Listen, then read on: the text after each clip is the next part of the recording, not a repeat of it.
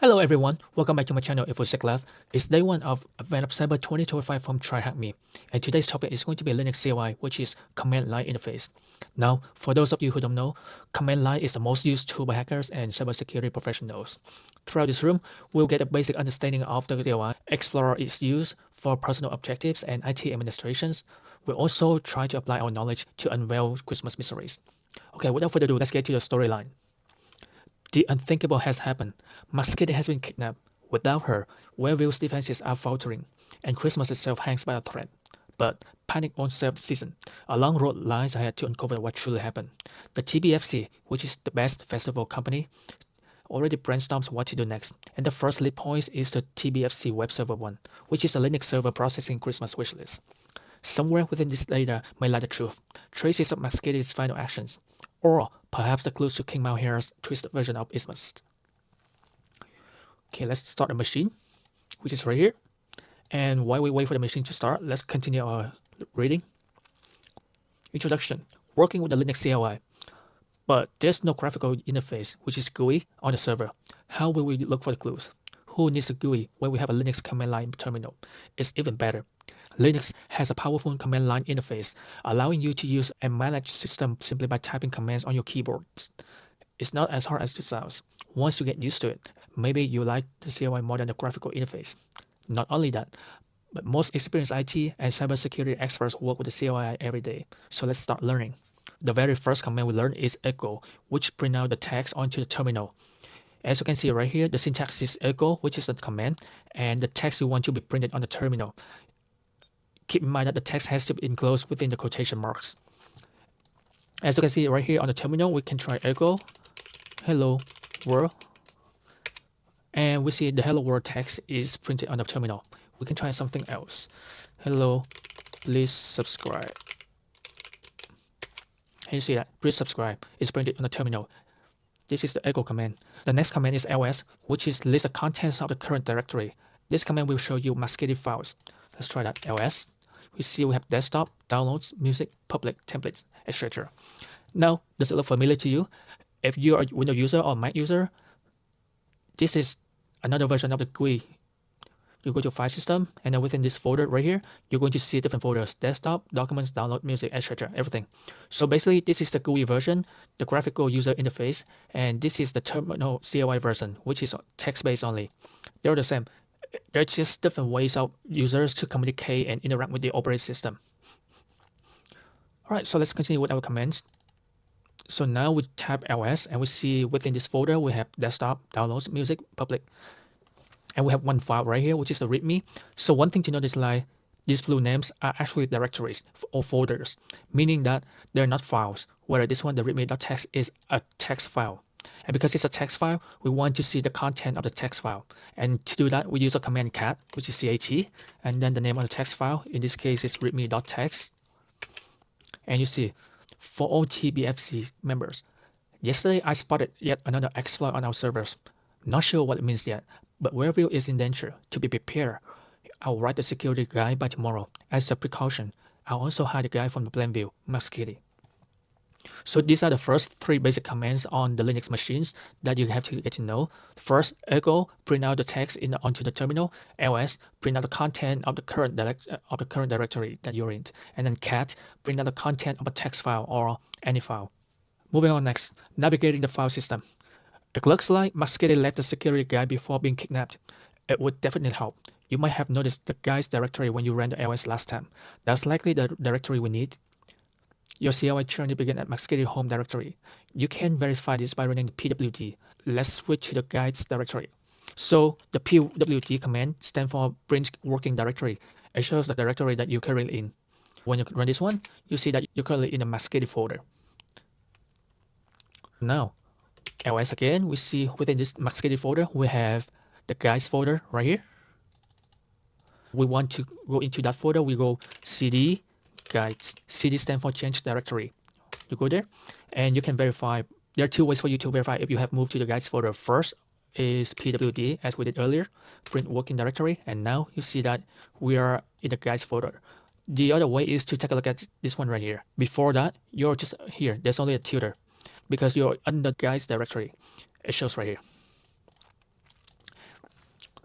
One more thing I want to mention. Sometimes when you work with the command lines, you may be overwhelmed with the amount of text presented on the terminal. Like in this case, there are lots of text, right? One way to deal with that is to use a clear command, which clears the terminal. So when you press enter, everything is clear. So it's going to be easier for you to work with command lines and read the text. Let's move on. So run the ls command again to list the content of the guy's directory. It looks like there's nothing here. Or are they? In Linux, files and directories can be hidden from the plain view if they start with a dot. Such a feature is often used by IT administrators to hide system files, by attackers to hide malware, and now by Mosquito to hide the precious guy from bad bunnies. View the directory again by running ls-la. The -a flag shows the hidden files. The -l flag shows the additional details such as the file permissions and the file owner. For now, just don't worry about that. Every time you run an ls command, remember to include the -la flag. Just make it a habit. So in this case, ls space -la. And we can see right here we have a hidden file, guy.txt. Again, because it's a text file, we want to see the content of the file. So in this case, we're going to run the command cat, and then make sure that you include the dot at the beginning, guy.txt, and we should see the content. I think King Malheur from the Hopsec Island is preparing for an attack. Not sure what his goal is, but exploits on servers are not good. Be ready to protect Christmas by following this Linux guide. Check the var log folder and grab inside. Let the logs become your guide. Look for eggs that want to hide. Check the shells for what's inside. P.S. Great job finding the guy. Your flag is here. So this is the first flag that we have to obtain. I'm going to copy this one and put it in my note right here. Okay, grabbing the logs. So now we have a different destination to go to, which is the log folder under the var folder. Remember the command to do that? cd. Yes, cd /var/log. Now we do ls-la to see the content of this log folder. And we're going to see a lot of information right here, which is overwhelming. Don't worry about that. Eventually, the more you use the command line, the more comfortable you get. For now, we have to use the grep command to look for a specific text within the file. And the file that we're interested in this case is going to be the auth.log. And the text is going to be the failed password. Okay, so let me clear the terminal first. And first, let's take a look at the auth.log file. Cat auth.log. You're going to see a bunch of information right here, which you have to spend a lot of time to study what they mean. But in this case, Mosquito has helped us by suggesting using the grep command. So the syntax is grep, and then the text that you want to look for is file, which is password, and then the file name.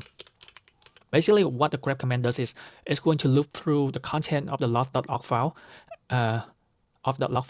and look for any lines or any sentences that contain the failed password string right here. Let's see if we get any returns. Yes, we do. We have a lot of returns right here. Again, you have to go through them to actually understand what's going on.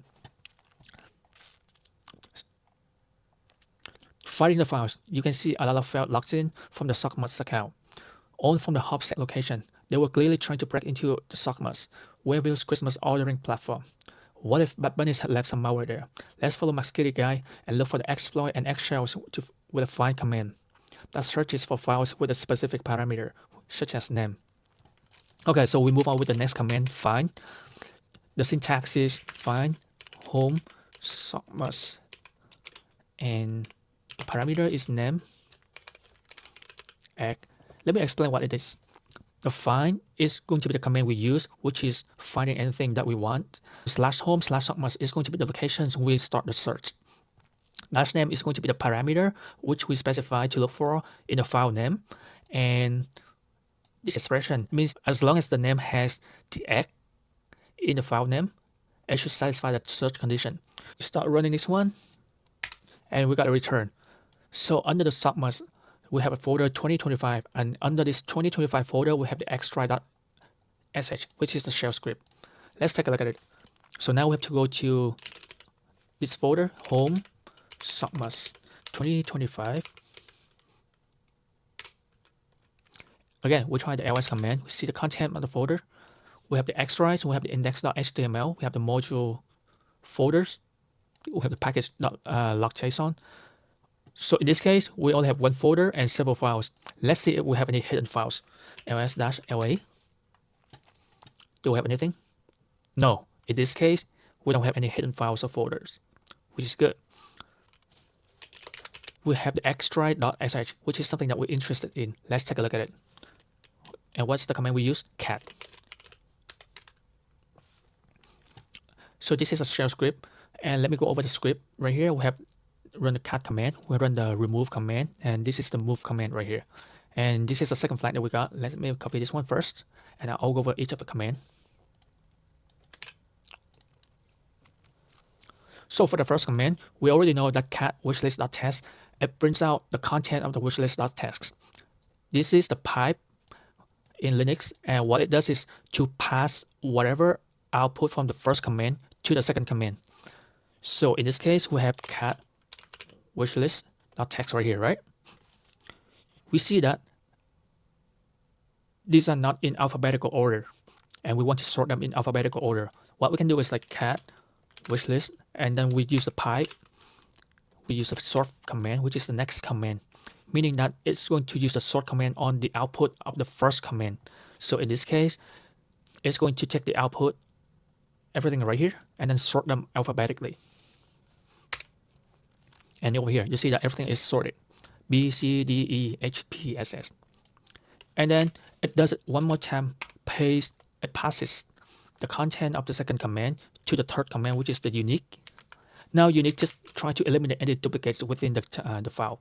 So over here, we see that because we don't have any duplicates, the content, the output is going to be the same. Simple. So let's say we have, let me try to add this one.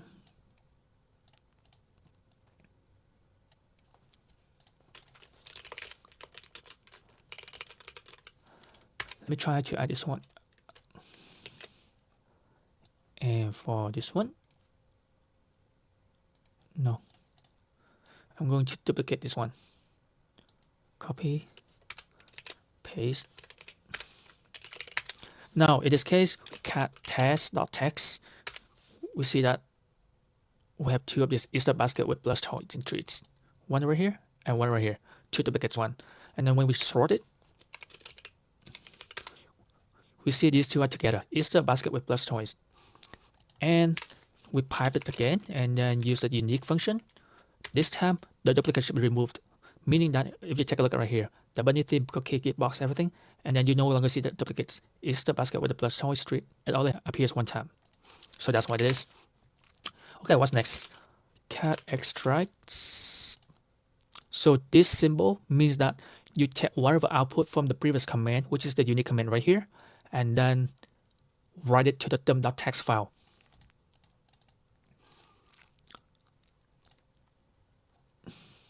We have the test.txt, right? Test.txt, and then sort, and then unique, and then we output to a new file, test wish list.txt right here. Now, before we didn't have the test wish list after the command is run, because this file didn't exist, it will automatically create the new file for you. And when you see the cat test wish list, you're going to see the new output without the duplicates. There's one thing I want to mention about this operator. Sometimes you see one single operator, sometimes you see double single radio. So what's the difference? The first one is to overwrite the file. In both cases, if the file doesn't exist, Linux will automatically create a file. If the file already exists, the first one will overwrite whatever the content of the file, whereas the second one is used to append to the file. So for example, we have test wish list right here. And let's say we want to add something. So we can use the echo command. Hello from InfoSecLab. And then we use the double sign, the double symbol, to the test wish list. Now if you cat the content again, you're going to see that hello from InfoSecLab is going to be appended to the end of the file.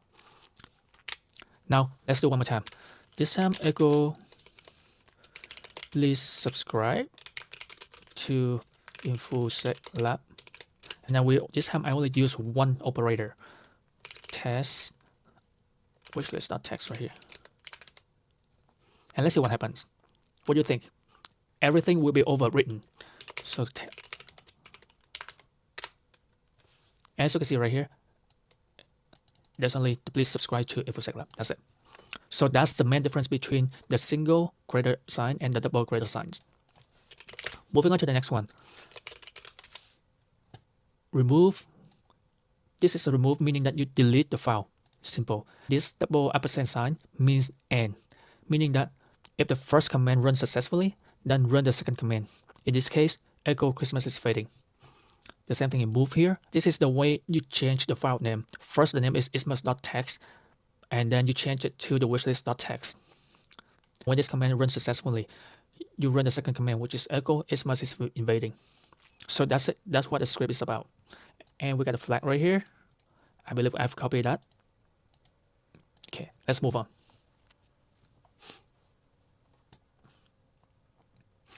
Okay, CLI features, everything I've already explained. The pipe symbol, set the output for the first command to the second command, already explained.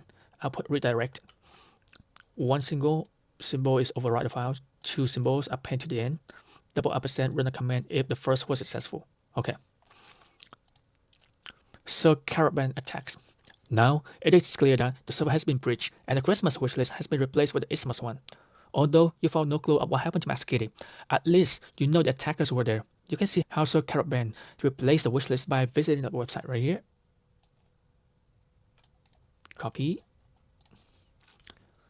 You can open it by clicking the Firefox on the desktop. Utilities. There are hundreds of CLM commands to view and manage your system. For example, uptime to see how much time your system is running. IP address is to check for IP address, and PSaux to list all the processes. You may also check the usernames and hash password of users, such as Mosquito, by running the cat sc/shadow. Now this sc/shadow file is very important by running cat sc/shadow. However, you need root permission to do that. So cat sc/shadow. Now, you're going to get a permission denied. That's because this file contains sensitive information, specifically user hash password. If attackers can get a hold of this file, they can easily crack the hash and hence get the password of the users on the system. Root user. Root is a default ultimate Linux user who can do anything on the system. You can switch the user to root with sudo su and return back to Mosquito with an exit command. Only root can open the sc/shadow file and edit system settings, so this user is often a main target for attackers. If at any point you want to verify your current user, just run the who am I. Now, who am I? So currently I'm Mosquito. When I run the sudo su, who am I? Now I am root. Another way to tell what user you are is looking at the information right here. You see, first you're Mosquito, so it shows me Mosquito at the server name. And then when you run the sudo su command, you become the root user and it change to root right here. Who am I? And now we exit. We should be switched back to Mosquito. As you can see right here, Mosquito. We can confirm by running the command who am I? Who am I? Mosquito. Alright? Okay. So what do we do now? We try to access the SC folder. Shall we? Let's take a look at it.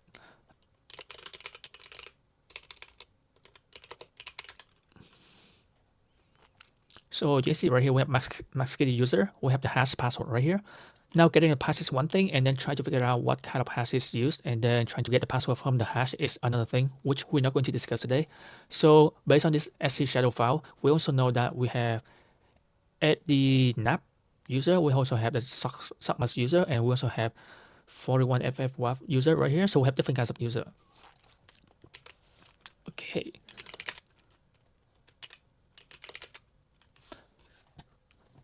Bash history. Did you know that every command you run is saved in a hidden history file, also called as a bash history? It is located at every user's home directory. Home Mosquito bash history. Okay, let's take a look at it. So first, sc to the Mosquito user, and go back to Mosquito folder, which is home Mosquito. Now you can see right here -bash history, meaning that this file is hidden. Right now when you do the ls, it doesn't show anything, but when you do ls-la, you're going to see the -bash history, and you can check with a convenient history command or just read the file directly from cat. So let's check if the Sir Carrot Bunny and his bad bunnies left their traces in the history. Familiarize yourself with bash history by running the history command. Note that your commands are also saved in the file. So let's take a look at it. Cat bash history, cls cache test wishlist.txt hello from InfoSec Lab. You see, whatever commands that we used earlier is saved right here. So do we see anything suspicious? Obviously not, because we were logged in as a Mosquito user, and then these are all the commands that we've run. There's nothing suspicious. Let's take a look at the bash history of the root user. cd root. No. First, we have to switch to the root user and then cd root. Under root, we also have the bash history file right here. So cat dot bash underscore history. See who am I? cdll. Okay, we have SS authorized key. We see something very suspicious right here. Offset upload data keyword. Alright, offset TryHackMe. Okay, we got another flag right here until we need.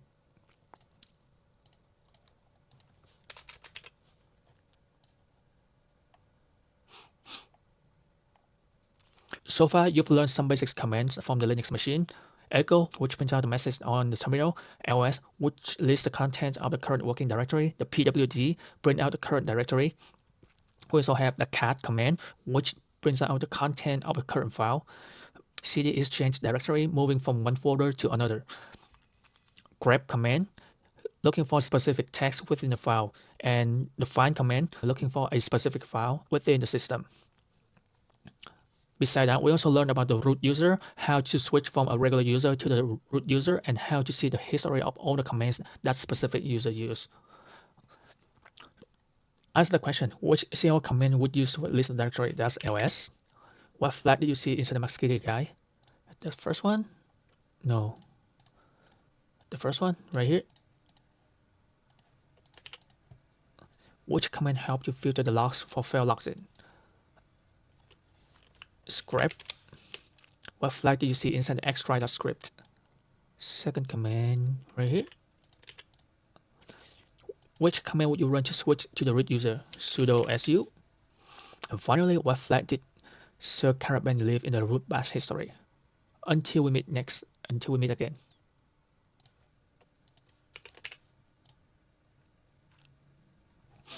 Alright, so that's it for the room today. I hope you have fun learning the basics of Linux CLI. If you have any questions or any confusions, leave a comment below and I'll be happy to respond. Thank you. I'll see you tomorrow. Bye. Bye.